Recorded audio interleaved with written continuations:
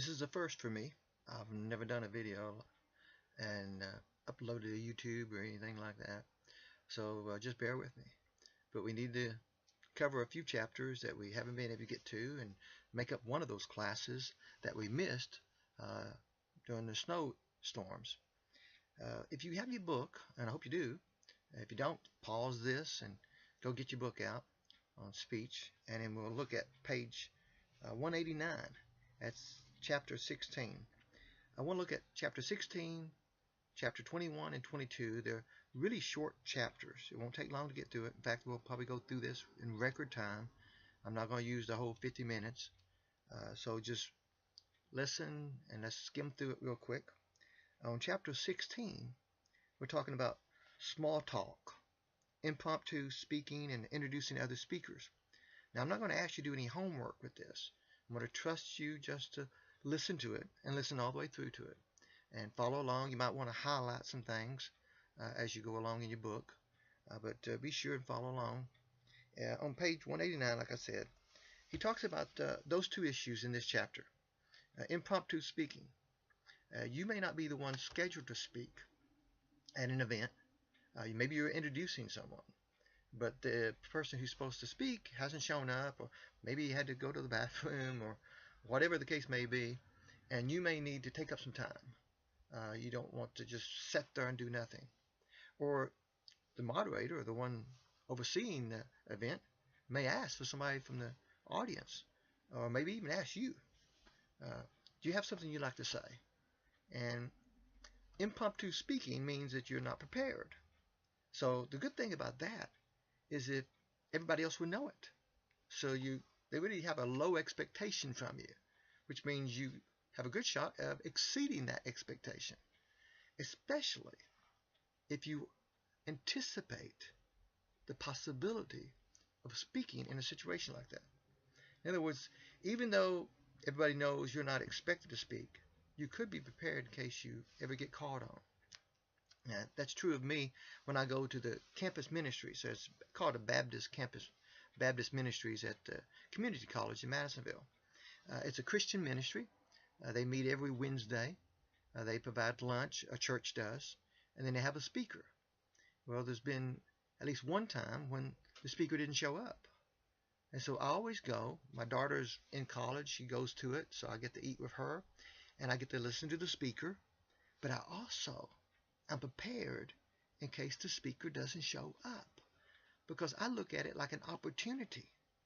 And if he doesn't show up, they know I'm available, and I'll have something ready to share.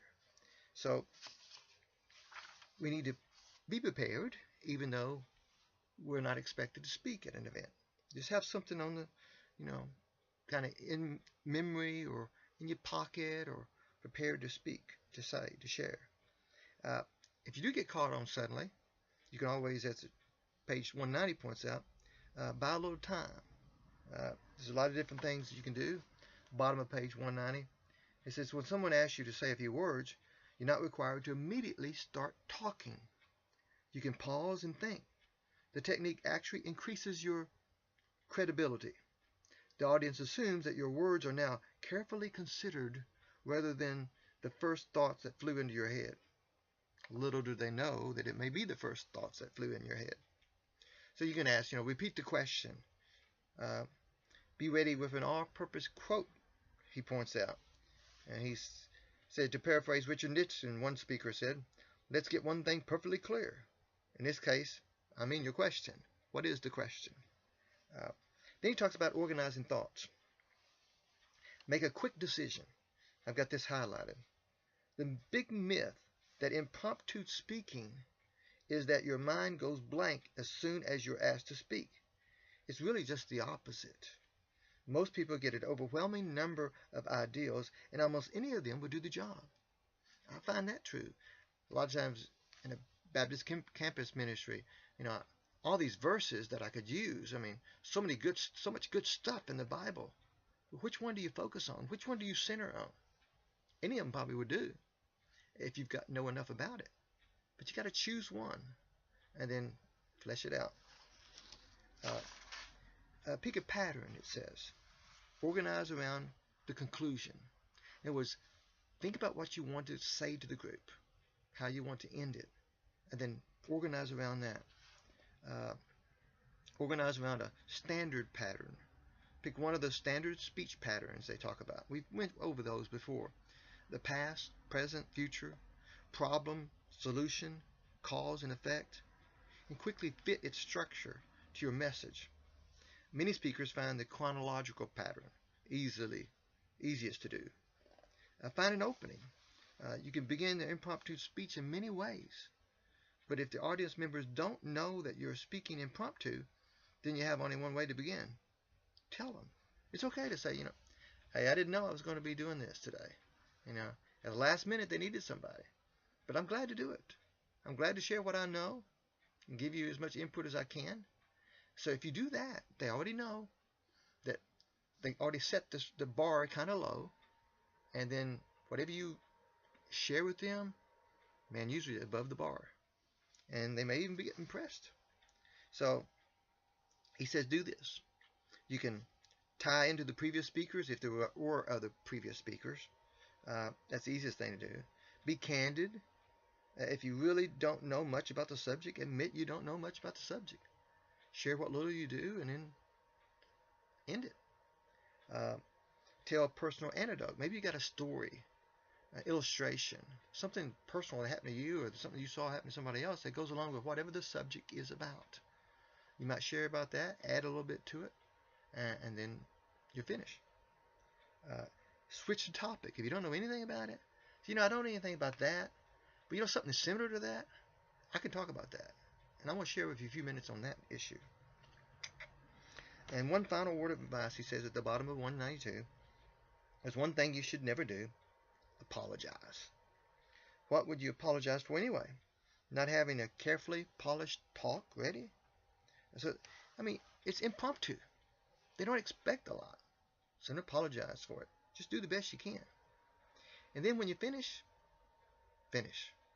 Or stop. The one thing that makes you look bad and makes everybody else feel bad is when we keep talking and we don't have anything to say except the same old, same old. So when you finish, stop it. End it. Land the plane. It's over. And then in this chapter, he talks about introducing speakers, presenters. A common task you may have to be called upon to do is introduce other speakers. How do you do that? Well, you need to say who they are and what they're going to talk about. But you need to do it along with several other things. A good introduction should warm up the audience and get them excited about the speaker. Get them motivated to listen to what he's got to say. It should set a positive tone for the event. And it shouldn't discourage a speaker from speaking. Don't build him up so much that he doesn't know who you're talking about. But build him up. Build his subject up. And then find out some information about the speaker. You or know ahead of time in this case. So if he's written any books, man, check them out.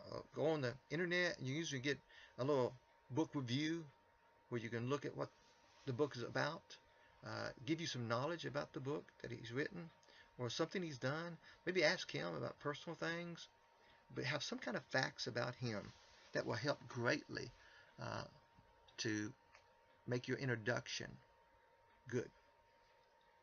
Start by finding out if there's any other written materials, like I said, books or anything he's written. And then there's a checklist of speaker interview questions that you can give or that you can ask him. Why are you making your speech? It's on page 194. What do you want to accomplish with your speech? What is your expertise regarding the topic of your talk? How did you get interested in this topic, in this subject? Whom should I contact to get some more good stories about you? What are 2 or 3 most important things for the audience to know about you? What are 2 or 3 most important things for the audience to know about your speech? Do you belong to any interesting organizations? Do you have any hobbies? Is there anything that you specifically do or don't want me to mention? Is there anything you thought I was going to ask or that I should have asked you? So those are questions you can ask the speaker ahead of time, by phone or in person, before you introduce him. Uh, Making the introduction interesting. Anyone can get a speaker resume, stand at a podium and read it, but it's pretty boring when you do that. And it's a disservice to the speaker, he points out in the bottom of page 194. Uh, it means that you don't take time to put together an introduction that sets such great tone and turns on the crowd. Make the speaker real. Quote the speaker. Tell some anecdotes about the speaker. Let the audience see the speaker as a human being, not a resume. Get the speaker's name right. Just because you got it written down, you may not know how to pronounce it. So ask him, is this the way you pronounce your name? Is this the way you want to be introduced? Keep the introduction brief. Don't take up more of his time than what you have to. Coordinate with the person you're introducing. Make sure the information you have about him is correct. If you think you've written his book, make sure he's written his book. Talk to the audience. When you're introducing the speaker, don't look at the speaker. Look at the audience. You may motion to him, but look at the audience. Announce if there was going to be a question and answer session afterwards. Announce it so everybody knows. Just hold your questions for at the end of his speech, and we'll try to get to them. Avoid introduction errors. It's the last page of that chapter, 196. Don't give the speaker's speech. You're supposed to announce what the speaker will talk about, but that's all you're supposed to do. Don't go into minute detail about what the speaker will cover, or there'll be nothing left to cover. I think we saw one place in one chapter about introduction where this speaker was introduced, and the one who introduced him told the story that he had written about in one of his books, and that was the story he was going to start with that day. So he took the one who introduced him took his thunder away. See, check with the speaker and say, I was going to share this, if that's okay. And he might say, well, I was going to share that in my speech. And he said, okay, well, then I won't share it. And don't give your own speech. Don't just keep going on about it. Don't try to add your input to what he's going to talk about. Don't overpromise. Don't make him the greatest thing this side of heaven. You want the audience excited about him, but not overly excited, so they set the bar so high they'll be disappointed. Don't gush. I don't know who gets more embarrassed by a gushy introduction, the person being introduced or the audience. And don't wing it. You did a lot of research. You have some great stories about the speaker. You edited the speaker's list of his achievements down to the ones relevant to the audience. So don't blow it by winging it, by just hoping you get it right. Make sure you got some notes or you have them down well. Okay, that's it for that chapter. Flip over to chapter 21, and these are even shorter. 10 types of humor that anyone can use. That's on page 239. 10 types of humor that anyone can use. And humor really adds to a speech. It also energizes the audience, wakes them up, gets their attention. They get focused. Humor is a powerful communication tool, the writer says. It can gain attention, create rapport, and make a speech more memorable, and especially more enjoyable. He says you can use personal anecdotes. You've got stories, funny stories about yourself or about others that you could use and share and get their attention. Oftentimes, we just have to put a little thought into it. Think back when you were a child. I've got lots of stories about when I was a kid, some things that, at the time, they were not funny to me, but now they are. And they'd be funny to the audience, too. Analogies, a comparison between two objects or concepts. A funny analogy makes a comparison in an entertaining way. And you don't have to be a comic to really do a good job delivering them either. Quotes. Funny quotes provide an easy way to get attention. the comics provide a lot of those. You can share a little bit from the comics. Actually, when I read the comics, if I see something really good, I cut it out. I always read the comics. I don't always read the news, and I don't always read the sports, but I do always read the comics. Cartoons. Even people who insist that they can't tell a joke admit that they can describe a cartoon that appeared in a newspaper or magazine. And that's what I've just kind of related to. I love Charlie Brown. I love Dilbert. I love a lot of different ones in the comics. Definitions. Funny definitions are extremely easy to use. Just pick a word or phrase from your speech and define it in an amusing way. And he gives an example on page 243. And then there's abbreviation and acronyms that you can use that can be funny. He gives an illustration of down on page 244. And one guy said that I've just come from a meeting at the Corporation for Public Broadcasting in Washington, D.C. Public broadcasting has its own problems. Most people think PBS stands for Plenty of British Shows, and there are a lot of British shows on the PBS. And then there's signs. I mean, you see signs all the time. Have you ever seen a sign that made you laugh? They're all over the place. Yeah, you want it. You want it when?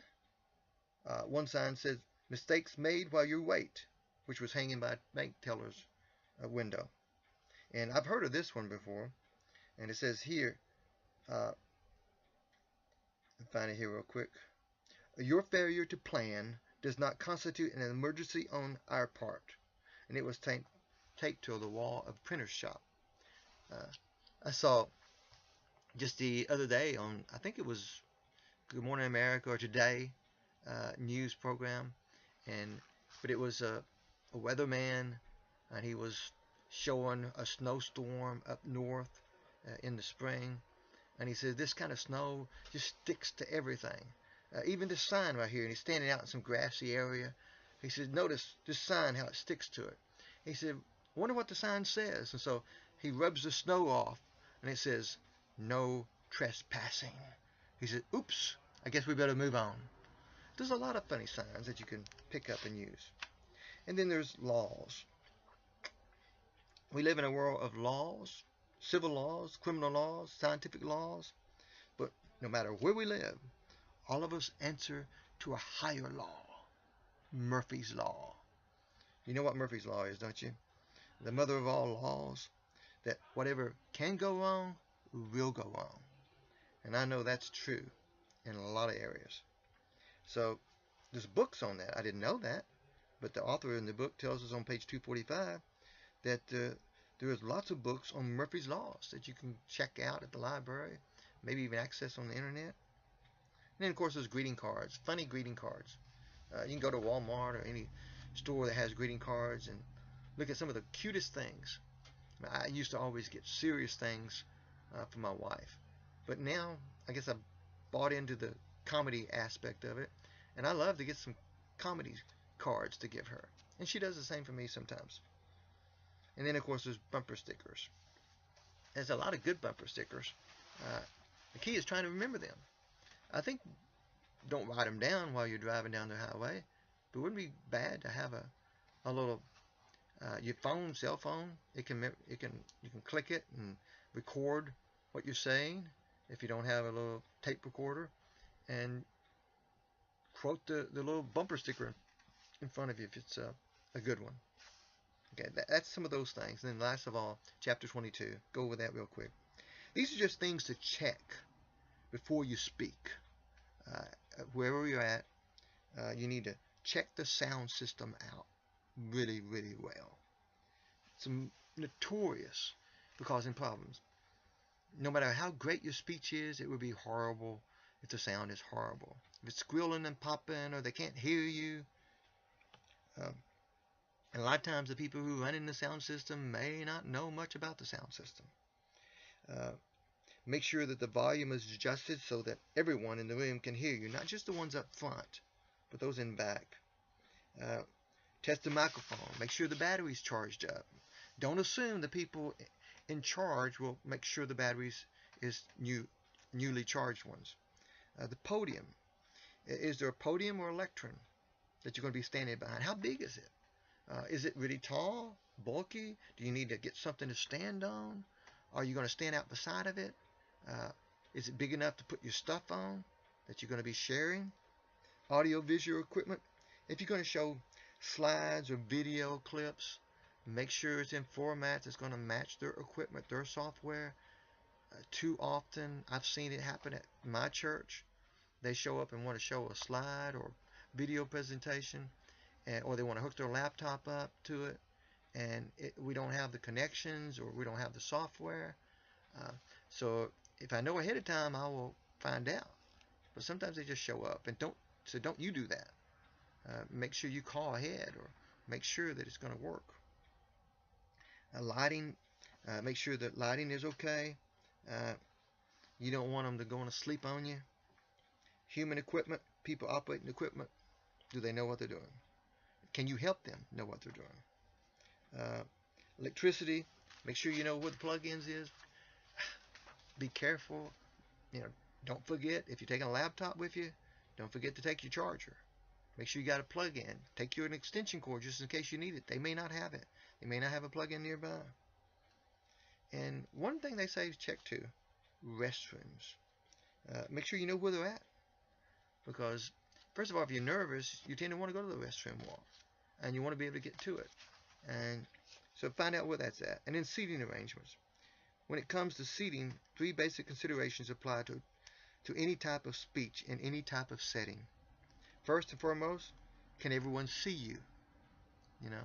At Concord, I usually make sure, like when we're using the video screen, I'm up on the podium. Over to my right, when I'm facing the congregation, is some people in certain pews that can't see the screen if I'm standing in a certain place in the pulpit. So I have to make sure they can see the screen. Is the seating comfortable? Is the arrangement of chairs suited for the size of the room? You may be in a room where you can arrange the chairs a certain way, or tables. Make sure they're arranged in the right way for where you're going to be standing.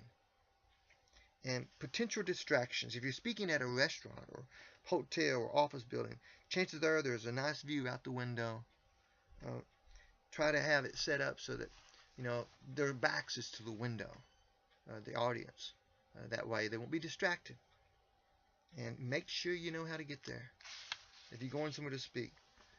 I remember a church I was supposed to fill in at down at Madison, Tennessee, right outside of Nashville. And I thought I knew where it was at. I mean, got good directions. Well, I drove down there, and I went early. And I pulled in. I knew it was a church. I could tell by looking at it. But I kind of come in the back way. And so it had no sign back there. I thought, well, before I go in the back door, I need to go around to the front and make sure what church it is. And I went around. Well, it was not a General Baptist church. It was a Lutheran church. They probably wouldn't have cozied up to my kind of preaching. So I got back in my car, and just a little further down the road was the church I was looking for. I got there in plenty of time. But usually if I'm going, nowadays it's not as big an issue, with GPSs.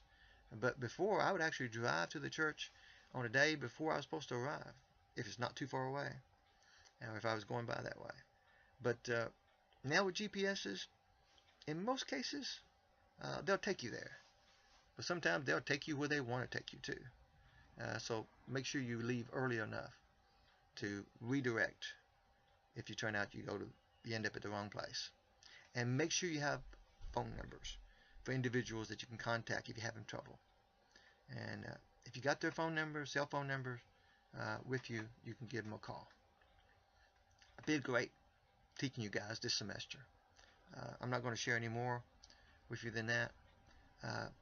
But that book is a good book. And I think you can really learn a lot from it if you just apply some of it. Don't shy away from opportunities to speak. There's not enough, in my opinion, Christians that are willing to stand up and speak and do a good job at it too. We are called to be disciples, followers of Christ, learners, sharers, teachers. And we can't do that without speaking. And the better we speak, the more impact we will have, the more influence, and the more disciples we will create. God bless you. I hope to see you this fall. I hope you'll come back. I tell you what, why don't you invite somebody to get started in the program?